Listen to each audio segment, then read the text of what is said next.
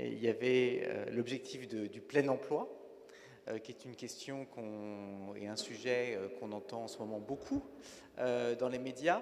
Donc j'ai préparé quelques éléments pour votre réflexion, en essayant d'être autant que possible factuel pour nourrir vos ateliers cet après-midi. Alors j'ai préparé quelques slides, je ne sais pas où ils sont. Je ne sais pas si vous pouvez les voir quelque part. Voilà, je crois qu'ils vont apparaître. Pour pouvoir présenter. Voilà, super. En plus, c'est même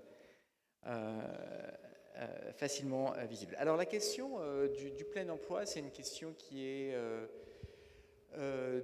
en ce moment sur toutes les bouches en ce moment, parce qu'on entend beaucoup cette question. On se rapproche de 7% du taux de chômage, donc du plus bas que la France a pu avoir depuis une trentaine d'années.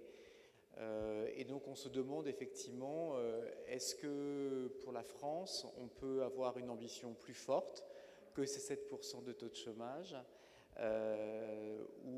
ou est-ce qu'on est contraint on va plafonner, ou plutôt arriver à un plancher en dessous duquel il sera difficile de progresser.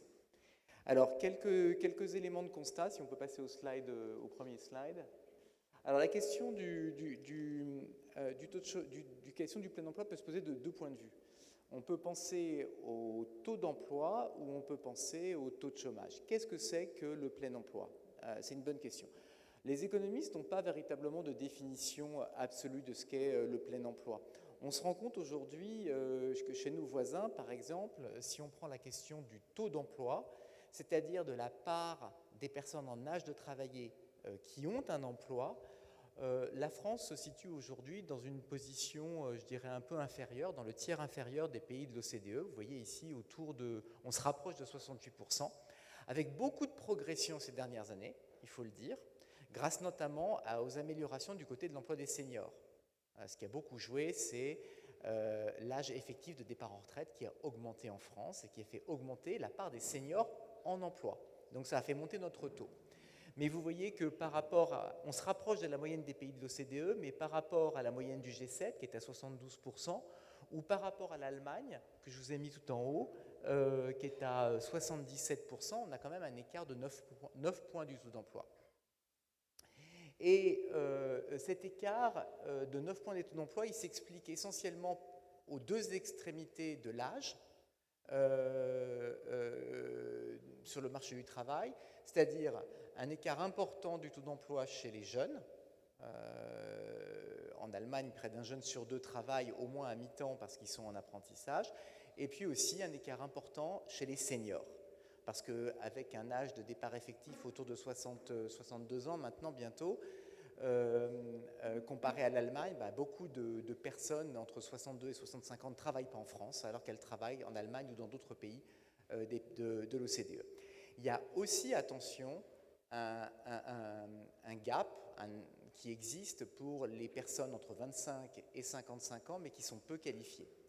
Donc, quand on regarde cet objectif de plein emploi, si le plein emploi, c'est d'avoir un maximum de personnes en âge de travailler en emploi, on voit clairement émerger l'enjeu. Il faudrait au moins augmenter, si on veut être dans la moyenne des pays de l'OCDE, de 2 points le taux d'emploi. Et si on veut se rapprocher de l'Allemagne, vous voyez, c'est carrément beaucoup plus ambitieux, c'est de 9 points. Mais une fois encore, je n'ai pas de valeur absolue à donner de ce point de vue. Maintenant, si on passe sur le slide suivant, c'est la question du taux de chômage. La question du taux de chômage, on peut se dire, est-ce que le plein emploi, finalement, c'est pas aussi avoir un taux de chômage très bas? Très probablement, parce que les pays qui ont des taux d'emploi très élevés, en général, ont aussi un taux de chômage très faible. Quand on regarde le taux de chômage en France, alors il a beaucoup baissé, c'est clair. On était à 9-10% pendant très longtemps. On a réussi à passer sous la barre des 8% une première fois avant la crise financière. Et puis ensuite, le chômage est monté. Il baisse très très lentement en France pour diverses raisons qu'on va évoquer. Et là, on est enfin retourné sous les 8% à 7,5%. Vous voyez que c'est pour la France une belle performance, mais en comparaison internationale, c'est quand même, on est loin de la moyenne des pays de l'OCDE, où le taux de chômage est actuellement de 4,9%. au mois de juillet. Et on est très loin de l'Allemagne, où on est passé à 3%. Donc là encore, si le plein emploi c'est se rapprocher des performances moyennes, au moins en tous les cas, des pays de l'OCDE, où il n'y a plus de problème de chômage, il faut baisser le taux de chômage de 7,5 à 5% au minimum. Et si on veut vraiment être dans les meilleurs en matière de performance, il faut passer à 3%. Là, l'enjeu est beaucoup plus important. Alors, si on traduit cet objectif en nombre, et si on peut passer au slide suivant, on a un peu entendu ces derniers temps dans les médias l'objectif de 1 million d'emplois. En fait, j'ai fait quelques calculs. Ce 1 million d'emplois, ça permettrait de passer grosso modo à 5% de chômage. Ce qui serait, je pense, déjà quelque chose d'assez extraordinaire pour la France. Ça n'est pas arrivé depuis très très longtemps. Ça correspond à 1 million d'emplois. 1 million d'emplois pour pouvoir faire en sorte à la fois de faire sortir les personnes qui sont au chômage et aussi de pouvoir accueillir les personnes qui vont revenir sur le marché du travail lorsque l'économie va bien. C'est ce qu'on appelle la flexion sur le marché du travail. Quand ça va bien, il y a non seulement les chômeurs qui sortent du marché du travail, mais beaucoup de gens d'inactifs qui reviennent sur le marché du travail. Donc 1 million d'emplois. 1 million d'emplois, ça permettrait aussi grosso modo d'atteindre 70% de taux d'emploi, de revenir dans la moyenne de l'OCDE. On ne serait pas avec ça, on se rapprocherait de ça, de la moyenne de l'OCDE, on ne serait pas au niveau de l'Allemagne. Soyons clairs, pour atteindre le niveau de l'Allemagne, il faudrait le double, voire le triple en matière de personnes en emploi. Alors, évidemment, le grand enjeu, c'est que l'essentiel des demandeurs d'emploi ne sont pas faciles à placer aujourd'hui. Il faut savoir que 80% des demandeurs d'emploi n'ont pas dépassé le bac et 50% n'ont pas le bac quand même. Donc ça vous dit aussi un élément important en matière du type d'emploi qu'il faut créer et aussi des efforts de formation qu'il faut faire pour remettre ces personnes en emploi. Alors, je voudrais juste maintenant faire un point sur les leviers. Moi, je ne suis pas là pour vous donner des recettes toutes faites, je vais juste évoquer des pistes. Les pistes qui sont les pistes traditionnellement envisagées, à la fois dans les autres pays et en particulier pour la France, compte tenu de ces caractéristiques. Le premier levier du côté entreprise, ça a été très longtemps en France le coût du travail. Le coût du travail, notamment au niveau des bas salaires. On se disait, en fait, on a 80% des chômeurs qui n'ont pas plus que le bac, donc on a un problème de coût du travail, les entreprises ne créent pas assez d'emplois peu qualifiés, c'est parce que ça coûte trop cher. Et la France a, depuis une vingtaine d'années, même plus, 25 ans maintenant, mis en place une stratégie très agressive de baisse du coût du travail au niveau du SMIC et légèrement au-dessus. C'était les allègements généraux Fillon, puis c'était le CICE, et puis c'était tous les allègements qui ont suivi. Et en parallèle, la France a considérablement augmenté l'outil de la prime d'activité, qui avant s'appelait le RSA chapeau.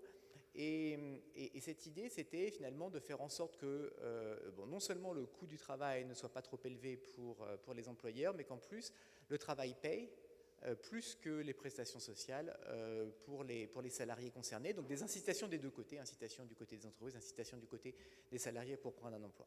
Alors le résultat, il est assez phénoménal quand vous regardez ce graphique. Ici, vous avez le coût du travail. Je suis désolé, certains de mes slides sont en anglais, mais parce que ça sort tout droit de publications de l'OCDE les plus récentes. Vous avez ici, pour 2021, le coût du travail au niveau du salaire minimum par rapport au coût du travail médian. C'est-à-dire qu'on rapporte le coût du travail au salaire minimum par rapport au coût du travail dans l'ensemble de l'économie, pour dire les choses autrement. Et vous avez le salaire brut et puis le revenu au niveau du coût du travail. Et si vous regardez ce graphe, vous voyez que la France, qui avant était ici, en termes de coût du travail, au niveau du salaire minimum, est passée ici. Et ça, c'est grâce à toute la politique d'allègement au niveau du salaire minimum. Et dans le même temps, vous voyez qu'il y a un écart énorme entre, dans la plupart des pays, le revenu est assez proche du coût du travail. En France, le revenu au niveau du salaire minimum est un des plus élevés des pays de l'OCDE grâce à la prime d'activité. D'accord ? Ça, c'est l'effet de la prime d'activité. Donc, on a augmenté le revenu grâce à toutes les aides et on a baissé le coût du travail. Donc, et ça, vous voyez les derniers ajustements du SMIC en France. Hein, vous avez un salaire minimum qui est ajusté de manière continue avec une indexation automatique. Il n'y a que 3 pays dans le monde qui ont cette indexation automatique. La Belgique, mais qui le conditionne à la compétitivité, la Slovénie et la France. Donc de ce point de vue, je dirais que le travail a été essentiellement fait, les outils sont là. On peut toujours faire mieux, mais en tous les cas, l'essentiel du travail a été fait. Un autre point, et on peut passer au slide suivant, sur lequel la France a beaucoup travaillé, mais il reste encore quelque chose à faire, c'est la protection de l'emploi. On a souvent dit, mais la France, on ne crée pas assez d'emplois parce que c'est très compliqué pour les employeurs en cas de restructuration de licenciés, ça coûte cher, le coût final est peu prévisible. Et donc la France, depuis 2016, avec la loi travail de 2016, et puis avec les ordonnances de 2017, a beaucoup simplifié aussi le licenciement, en tout cas sécuriser le licenciement en termes de coûts pour les employeurs. Et là, vous le voyez dans l'indicateur, l'index OCDE de la protection de l'emploi, un des aspects s'appelle difficulté de licencier. Okay, c'est très très regardé ça par les investisseurs, cet index, et vous voyez que la France en 2013 était ici sur la difficulté de licencier, en 2019 elle est passée ici, donc elle s'est rapprochée de la moyenne des pays de l'OCDE. Alors, on peut passer au levier suivant. Alors, du côté de la réglementation du licenciement, il y a encore quelques éléments qui sont assez atypiques en France par rapport à d'autres pays. Notamment, il y a des complexités sur l'ordre des licenciements. Vous savez, c'est quand les entreprises doivent décider d'un grand plan de licenciement, qui licencier dans le cadre de ce plan. Il faut suivre un ordre assez particulier avec des règles un peu compliquées. Or, cet ordre des licenciements est très important pour assurer la productivité et améliorer la productivité de l'entreprise, parce que l'entreprise a des idées assez précises sur les postes qui doivent être supprimés afin de pouvoir améliorer sa productivité et ses performances. Donc il y a la question de l'ordre des licenciements qui reste problématique. Il y a la question des obligations de formation et de reclassement préalable qui reste assez compliquée en France. Il y a des pays comme la Suède qui ont trouvé des manières de résoudre ce problème dès lors que l'entreprise a signé un accord, par exemple, de formation et qu'elle l'applique. Les obligations de formation et de reclassement préalable au moment du licenciement sont considérées comme respectées. Ça, c'est un exemple de manière de contourner cette difficulté. La procédure de licenciement collectif a été très contournée par toutes sortes de choses comme la rupture conventionnelle collective, mais elle reste très compliquée, notamment pour les TPE, PME. Et enfin, la délai de contestation du licenciement. La France est passée de 5 ans vous voyez ici, en matière de délai de licenciement, à 24 mois, puis à 12 mois avec les ordonnances.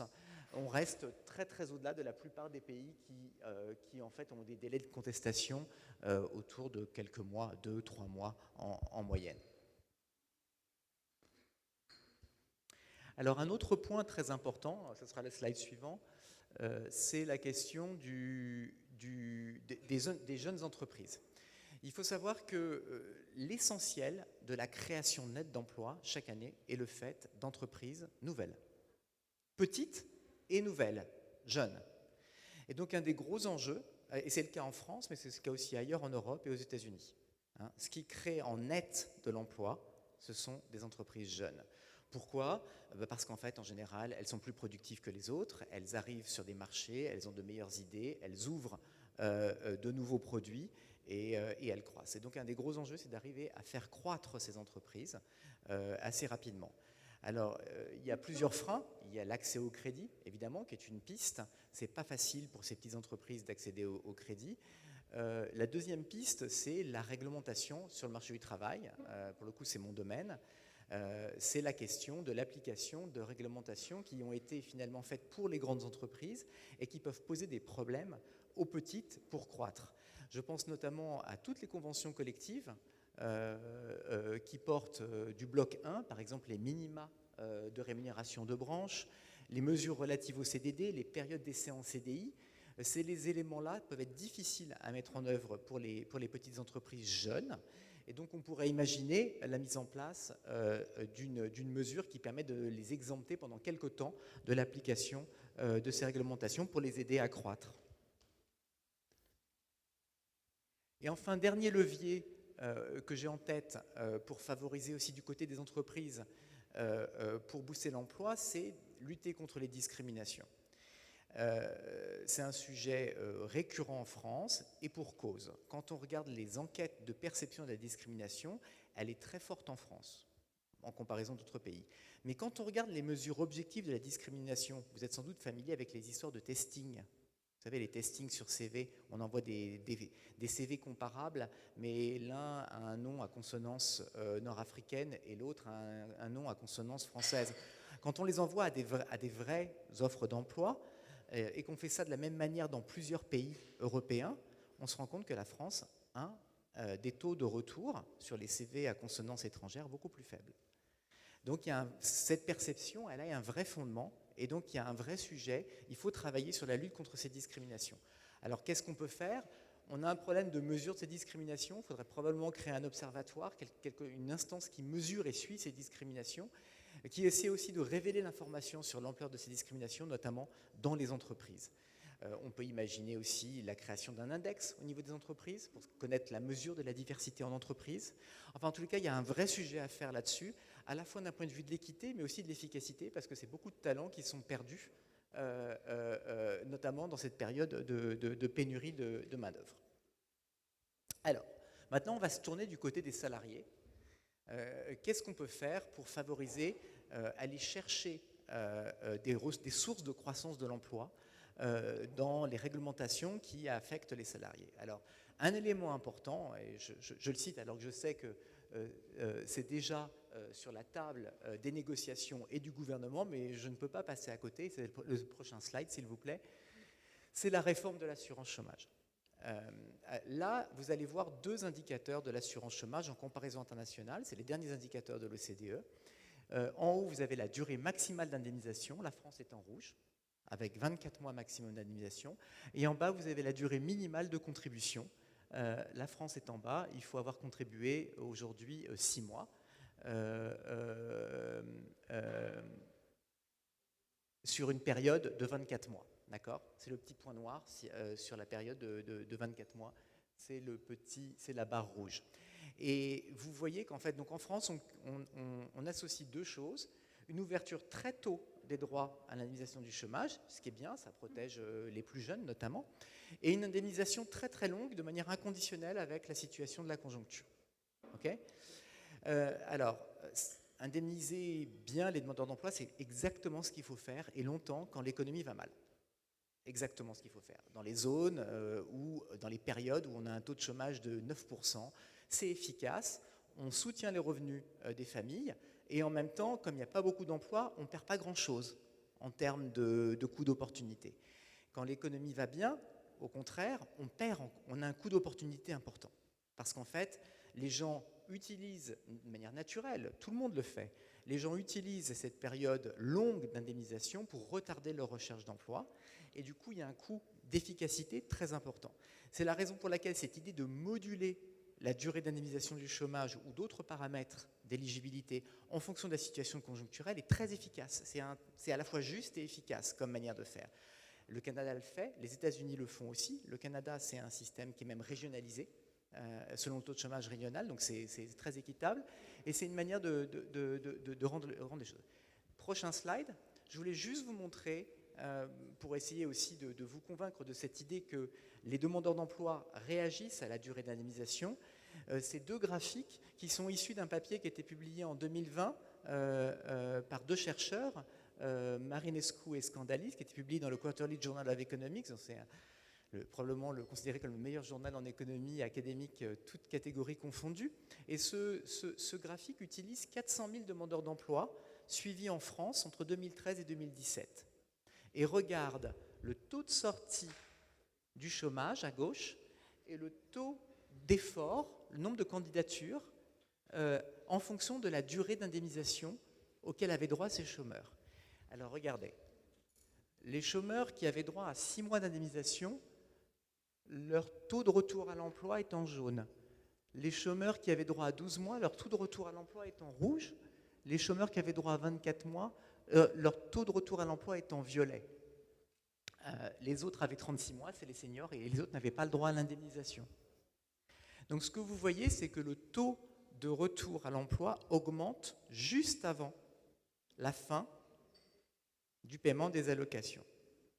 Et en fait, pourquoi le nombre de candidatures augmente de manière drastique juste avant la fin de l'indemnisation?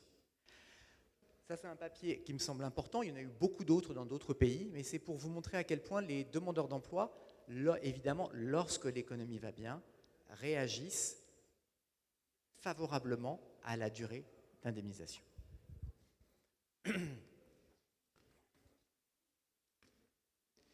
Alors, prochain slide.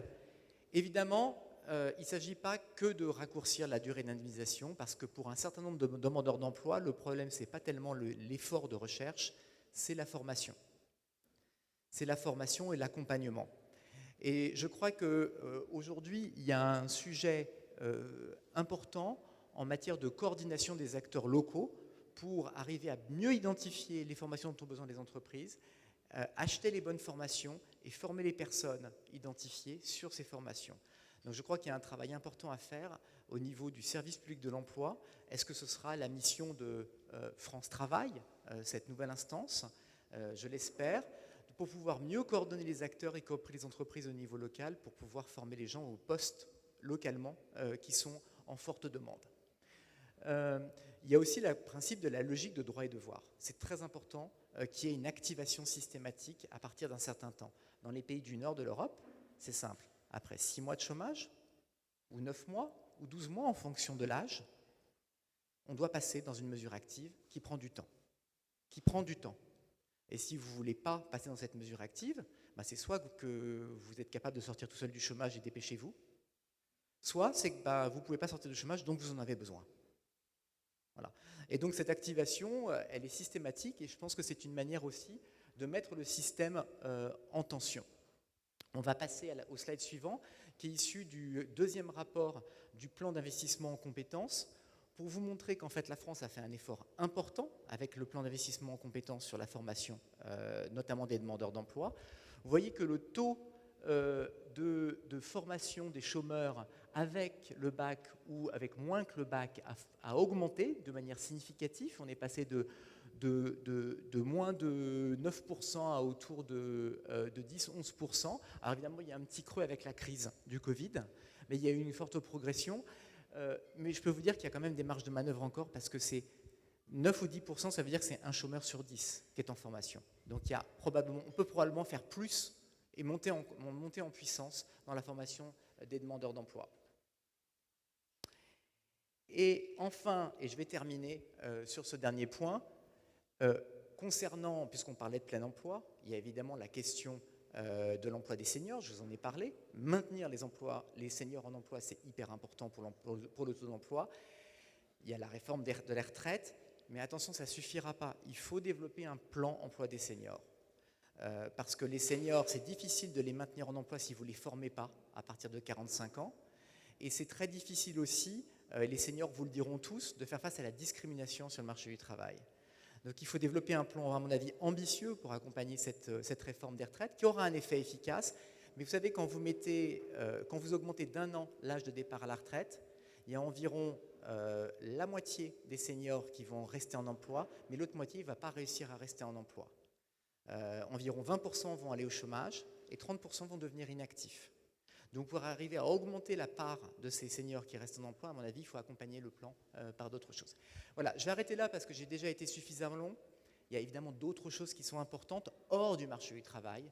Je pense à la mobilité, je pense au logement dans les zones tendues, évidemment.